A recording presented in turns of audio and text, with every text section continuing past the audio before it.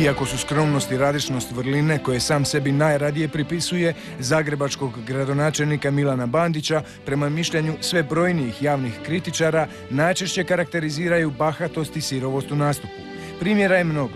Jedan od njih svakako je reakcija na pitanje novinara Mislava Bage upućeno Bandiću nakon lokalnih izbora.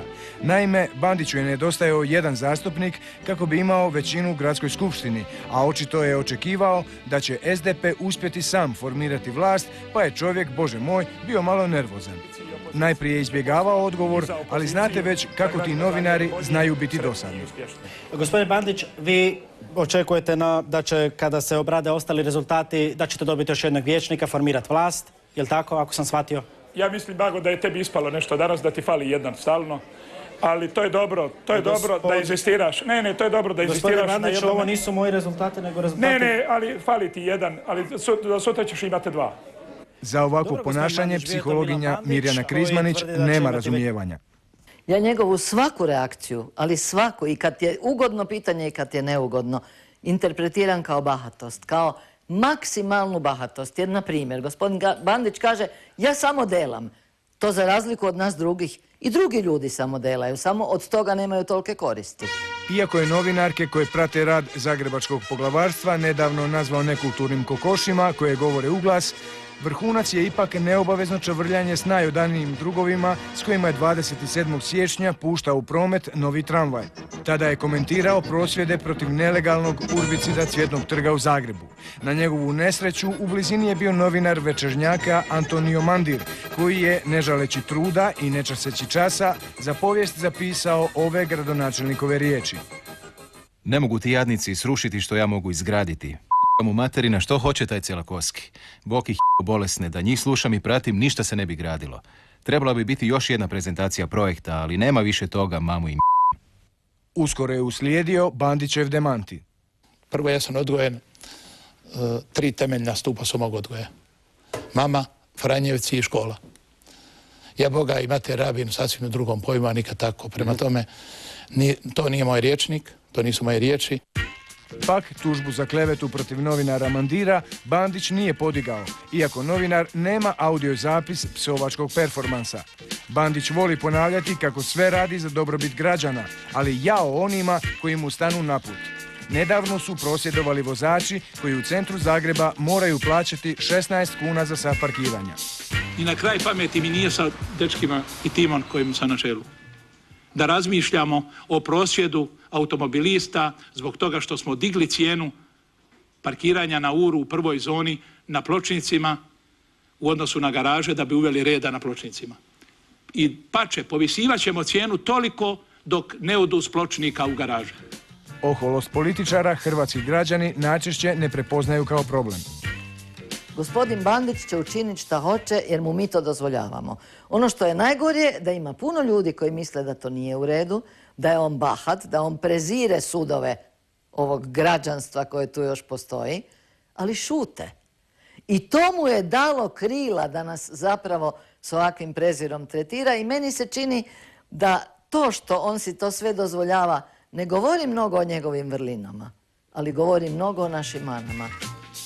Gradonačelnik na problem građanskog neposluha gleda drugačije. Građani sudjeluju onu nedjelju kad idu na izbore i svako 4 godine. Interesantno, Milan Bandić i njegovi suradnici smatraju da bi i oporba između izbora trebala spavati. Najbolje je to objasnio odgovarajući na oporbeno pitanje misli li smanjiti iznose za gradske komunalije koji su povećani početkom godine.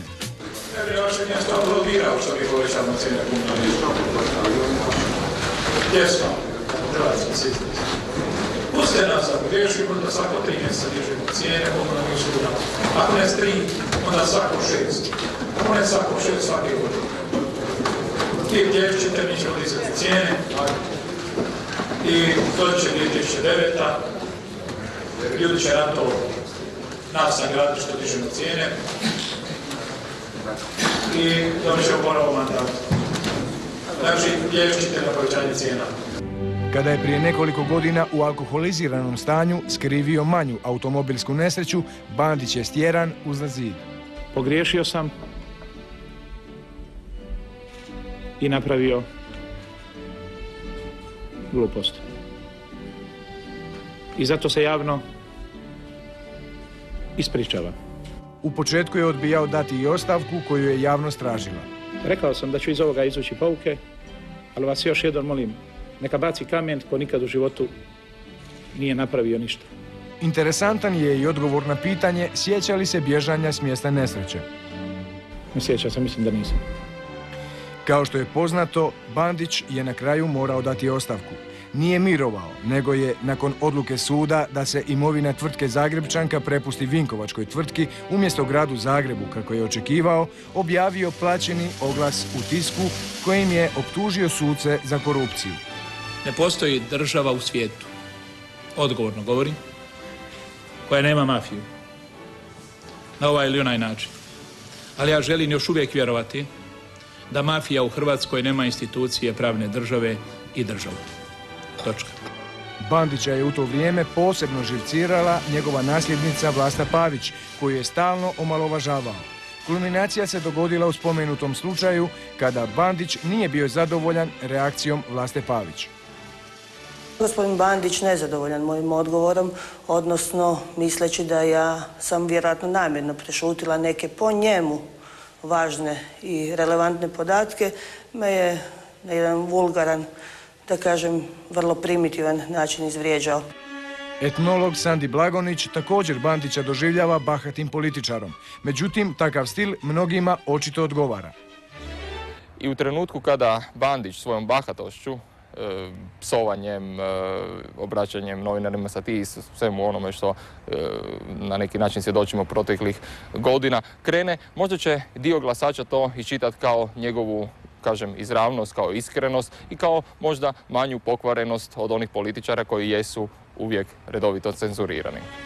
Čovjeku koji je na Sljemenu izgradio skijalište za 1 utrku godišnje nije problem obećati i metro, natkrivanje Bogovićeve, desetke mostova i tunela kroz Medvednicu, nije problem izgraditi ni zericu rukometne dvorane, pa ni 2 odjednom. Ako nas budu puno provocirali, napravit ćemo još 1 treću. Još 1 dvoranu. Zašto? Za? Pa zato, eto. Za zagrebačku dušu. Za hokej, zašto? Za zagrebačku dušu. Pa nije li to inat s vaše strane? Ne daj Bog inat. Pa Zagrebu fali dvorana, nema atletske dvorane, na primjer. Imamo juniorsku svjetsku prvakinju, nemamo atletske dvorane.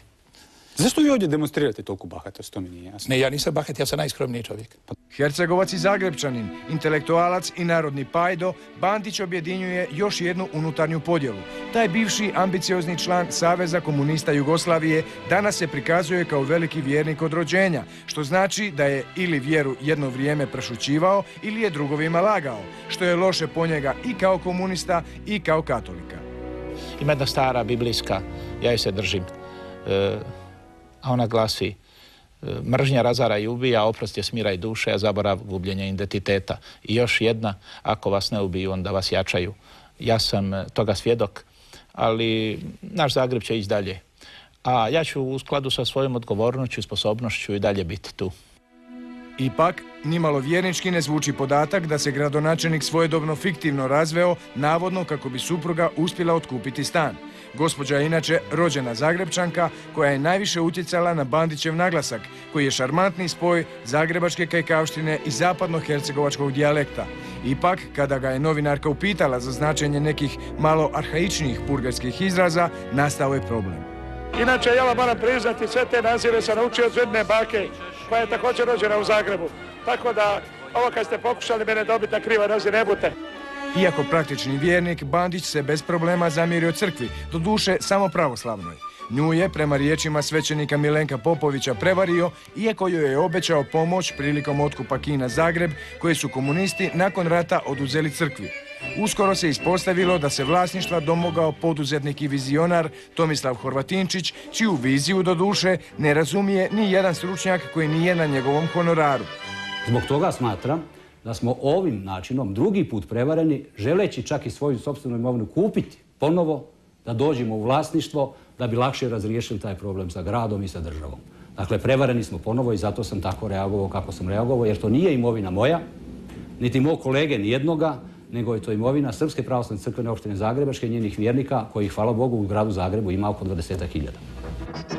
Prošle su godine Milan Bandić i struktura oko njega od 203 gradska projekta za koje se trebao raspisati javni natječaj 103 dodijelili bez raspisivanja. Stoga se ufamo da je činjenica kako je Bandiću Kopolin kum najdraži film sasvim slučajno. Insert iz filma kada se dolazi u treću prostoriju do kuma i obraćaju njemu. Tu se vidi cijela filozofija tog filma. Bandića u zadnje vrijeme svi živciraju. I ta glupa oporba, i ti glupi arhitekti, pa i građani koji baš ništa ne razumiju. Pa njihovo je samo da glasuju, a Milan će se pobrinuti za ostalo. Saša Kosanović, Latinica.